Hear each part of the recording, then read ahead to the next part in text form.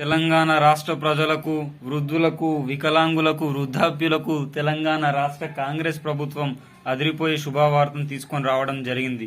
దీనికి సంబంధించిన పూర్తి సమాచారం మనం ఈ వీడియోలో చూసుకుందాం. ఈ వీడియో చూస్తున్న ప్రతి ఒక్క సబ్స్క్రైబర్, వ్యూవర్, తెలంగాణ ప్రజలు, వృద్ధులు, వికలాంగులు, వితంతువులు చూసిన వెంటనే లైక్ చేయండి. లైక్ చేయడం వల్ల తెలంగాణ రాష్ట్రంలో ఆసరా పింఛన్ల కోసం వేచి చూస్తున్న వృద్ధులు, వికలాంగులు, వృద్ధాప్యులకు ఈ వీడియో చేరడం జరుగుతుంది. తద్వారా వారు కూడా ఆసరా పింఛన్లకు సంబంధించిన పూర్తి సమాచారాన్ని తెలుసుకోవడం జరుగుతుంది. అదేవిధంగా రైతన్నలకు రైతు బంధు 15 ఎకరాలకు పెంచుతూ తెలంగాణ రాష్ట్ర కాంగ్రెస్ గవర్నమెంట్ ఉత్తర్వులను జారీ చేసింది. అదే విధంగా రుణమాఫీ 2 లక్షల రూపాయలకు కూడా సంబంధించిన పూర్తి సమాచారం రాష్ట్ర కాంగ్రెస్ గవర్నమెంట్ ప్రవేశపెట్టడం జరిగింది. అదేవిధంగా తెలంగాణ రాష్ట్రంలో ఉన్న సోదరి మనులకు కూడా 2,500 రూపాయలకు సంబంధించిన పథకానికి ముందుకు అడుగులు వేయడం జరిగింది. దీనికి సంబంధించిన పూర్తి సమాచారం మనం ఈ వీడియోలో తెలుసుకుందాం. కానీ ఈ మన వీడియోని మొట్టమొదటిసారిగా ఎవరైనా వీక్షిస్తూ ఉంటే ప్రతి ఒక్కరూ చూసిన వెంటనే సబ్స్క్రైబ్ చేసుకోండి. సబ్స్క్రైబ్ చేసుకోవడం వల్ల తెలంగాణ రాష్ట్ర ప్రభుత్వం నుంచి కానీ, కేంద్ర ప్రభుత్వం నుంచి కానీ, ఆంధ్రప్రదేశ్ రాష్ట్ర ప్రభుత్వం నుంచి కానీ ప్రజా సంక్షేమ పథకాలు, ప్రభుత్వం ప్రవేశపెట్టే ప్రజా సంక్షేమ పథకాలు ఎప్పటికప్పుడు సమయానుసారంగా, నిర్దిష్టానుసారంగా లోపభూయిష్టమైన సమాచారంతో మీ ముందుకు తీసుకువచ్చే ప్రయత్నం చేస్తాను. తద్వారా మిత్రులారా, శ్రేయోభిలాషులారా, ప్రతి ఒక్కరూ ప్రజా సంక్షేమ పథకంలో మీరు ముందు బాటలో ఉండి ప్రతి ఒక్క ప్రజా సంక్షేమ పథకాన్ని పొందే అవకాశం ఉంటుంది. మిత్రులారా, ఒక్క మాట గుర్తుంచుకోండి. ప్రజా సంక్షేమ పథకాన్ని ఒక్కసారి మీరు మిస్ అయితే మళ్ళీ 6 నుంచి 8 మాసాల వరకు వేచి చూడాల్సిన తరుణం వస్తుంది. కావున ప్రతి ఒక్కరూ మన ఛానల్ ని సబ్స్క్రైబ్ చేసుకొని బెల్ ఐకాన్ ఆన్ లో పెట్టుకొని ప్రతి ఒక్క వీడియోని పూర్తిగా చూస్తే సమగ్రమైన సమాచారం మీ అందరికీ దొరుకుతుంది.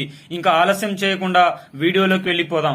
మొట్టమొదటిసారిగా రైతు బంధు తెలంగాణ రాష్ట్ర ప్రభుత్వంలో కాంగ్రెస్ అధికారంలోకి తీసుకొని వస్తే ప్రతి ఒక్క రైతన్నకు 7,500 రూపాయల చొప్పున ఎకరానికి 7,500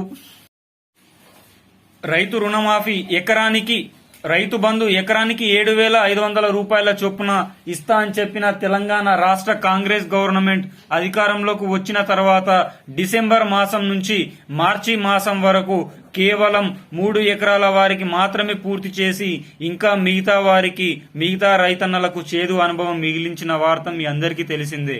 ఇలాంటి తరుణంలో ప్రజల నుంచి తీవ్రమైన వ్యతిరేకత వస్తున్న తరుణంలో తెలంగాణ రాష్ట్ర గవర్నమెంట్ ప్రజలందరి ఓట్ల బ్యాంకుగా మలుచుకొని లోక్సభ ఎన్నికల్లో 14 సీట్లనే ధ్యేయంగా పనిచేస్తున్న తరుణంలో రైతన్నల ఓట్ల బ్యాంకుగా మలుచుకోవాలనే ఉద్దేశంతో రైతు బంధు సహాయాన్ని 15 ఎకరాల వరకు పెంచుతూ కీలక ఉత్తర్వులను జారీ చేయడం జరిగింది. మరి ఈ 15 ఎకరాల వరకు ఆసరా పింఛన్లను ఈ మే చివరి వరకు ఎన్నికల పోలింగ్ తేదీ ముందు వరకే ఎలక్షన్ కమిషన్ ఆఫ్ ఇండియా ఆధ్వర్యంలో ఈసీఐ పర్మిషన్ తీసుకొని 7,500 రూపాయల పంపిణీ కార్యక్రమం ముందుకు తీసుకుపోయే యోచనలో కనిపిస్తా ఉంది. ఏది ఏమైనా తెలంగాణ రాష్ట్ర కాంగ్రెస్ ప్రభుత్వం రైతు రుణమాఫీ అదేవిధంగా రైతు బంధు డబ్బులు జమ చేయకపోతే తగిన బుద్ధే చెప్తారని కోరుకుందాం. ఇంకా రైతు రుణమాఫీకి సంబంధించి తెలంగాణ రాష్ట్ర ఎన్నికల్లో భాగంగా తెలంగాణ రాష్ట్ర సీఎం అభ్యర్థి రేవంత్ అన్న ఒక హామీ ఇవ్వడం జరిగింది. రైతులారా, మిత్రులారా, శ్రేయోభిలాషులారా, ఎవరికైతే బ్యాంకుల్లో 2 లక్షల లోపు రుణమైతే లేదో వారందరూ ఈ రోజే వెళ్లి 2 లక్షల రుణం తీసుకోండి. నేను అధికారంలోకి వచ్చిన తర్వాత డిసెంబర్ 7న ఫలితాల తర్వాత డిసెంబర్ 9న రాష్ట్ర సీఎంగా ఎల్బీ నగర్ లో ప్రమాణ స్వీకారం చేసిన వెంటనే రైతు రుణమాఫీ 2 లక్షల లోపు రుణమాఫీ చేస్తా అని పేర్కొన్న తెలంగాణ రాష్ట్ర సీఎం రేవంత్ అన్న తెలంగాణ రాష్ట్ర కాంగ్రెస్ అధికారంలోకి వచ్చి 140 పైచిలకు రోజులు అవుతున్న రైతు రుణమాఫీ గురించి ఎలాంటి వ్యాఖ్యలు చేయకపోవడం ఒక విచారించదగ్గ విషయం. ఇలాంటి తరుణంలో లోక్సభ ఎన్నికల దృష్ట్యా మళ్లీ ప్రజల ఓట్ల బ్యాంకుగా మలుచుకొని సాధ్యం కాని హామీలను ఇచ్చి లోక్సభ ఎన్నికల్లో కూడా కాంగ్రెస్ జెండా ఎగరవేయాలని చూస్తుంది. ఈ విధంగానే ఏది ఏమైనా ప్రపంచం తలకిందులైన రైతు రుణమాఫీ మాత్రం ఆగస్టు 15 లోపు ప్రతి ఒక్కరికి అందచేస్తామని చెప్పడం జరిగింది. మరి మిత్రులారా, రైతులారా, ఈ 120 రోజుల పరిపాలన కాలంలో రైతు రుణమాఫీ ఇయ్యంది ఆగస్టు 15 అంటే ఎన్నికలు అయిపోయిన తర్వాత 20 రోజుల్లో ఇస్తుందని గ్యారంటీ అయితే లేదు. ఏది ఏమైనా ఈ సంవత్సరంలో రైతు రుణమాఫీ ఉత్తమాటని చెప్పుకోవచ్చు.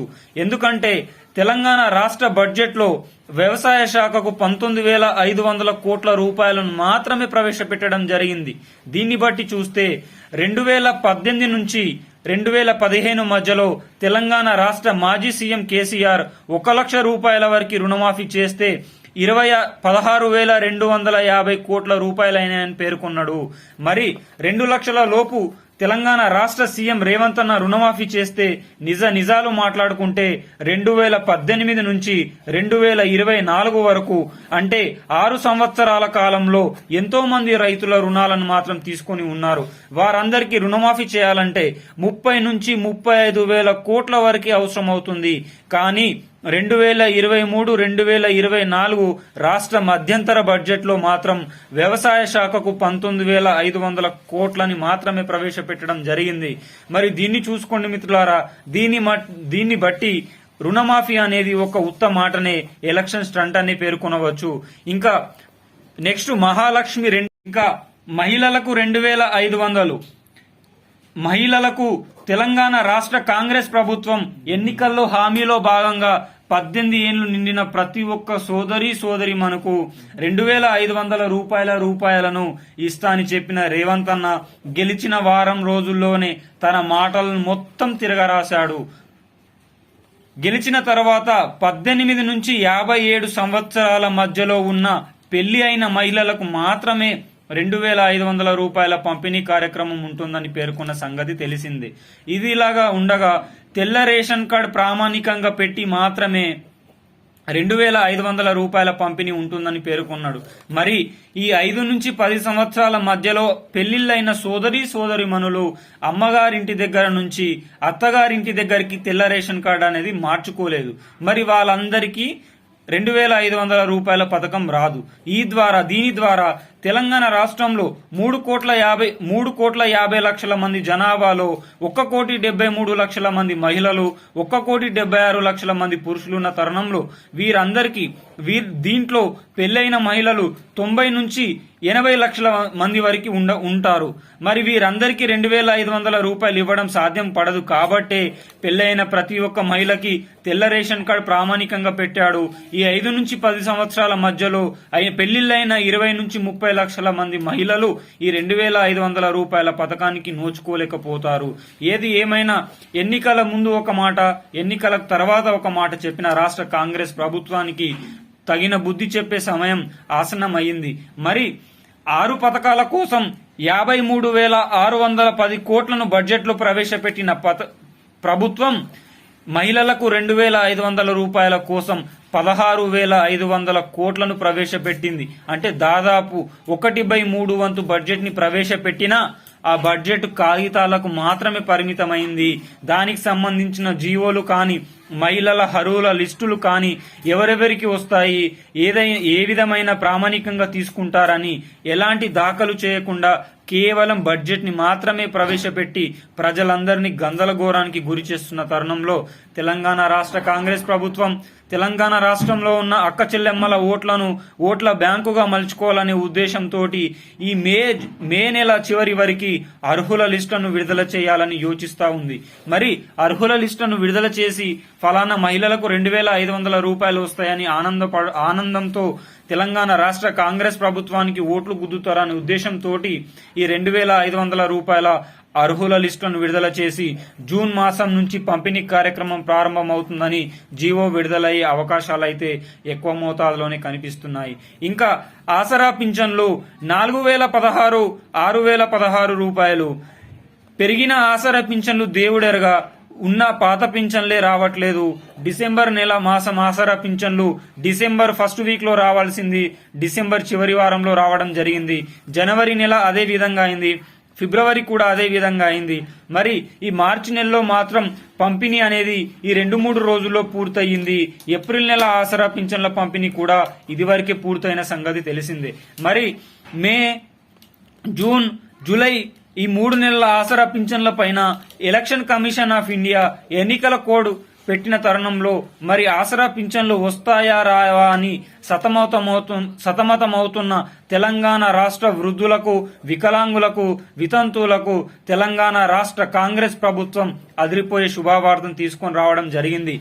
యథావిధిగా పోస్ట్ ఆఫీస్లోనే ఆసరా పింఛన్ల పంపిణీ కార్యక్రమం ఉంటుందని పేర్కొనడం జరిగింది. మరి ఈ ఆసరా పింఛన్ల పంపిణీ కార్యక్రమం మాత్రం ఎలక్షన్ కమిషన్ ఆఫ్ ఇండియా ఆధ్వర్యంలో ఎన్నికల నియమావళికి అనుగుణంగా పంపిణీ కార్యక్రమం ఉంటుంది. ప్రతి ఒక్క వృద్ధులు, వికలాంగులు, వితంతువులు ఆసరా పింఛన్ల బుక్కును మాత్రం తీసుకొని వెళ్ళకండి. ఎందుకంటే ఆ బుక్కు పైన తెలంగాణ రాష్ట్ర ముఖ్యమంత్రి సీఎం రేవంత్ అన్న బొమ్మ ఉంటుంది కాబట్టి ఎన్నికల నియమావళి ప్రకారం, ఎన్నికల రూల్స్ ప్రకారం ఆసరా పింఛన్ల పంపిణీలో కానీ, ప్రజా సంక్షేమ పథకంలో కానీ ప్రభుత్వాధినేతల బొమ్మలు, రాష్ట్ర నాయకుల యొక్క బొమ్మలు ఉండకుండా పంపిణీ కార్యక్రమానికి ఆధార్ కార్డు కానీ, రేషన్ కార్డు కానీ, పాన్ కార్డు కానీ కేంద్ర ప్రభుత్వం ద్వారా విడుదలైన ప్రామాణిక పత్రాన్ని తీసుకొని మాత్రమే వెళ్ళండి.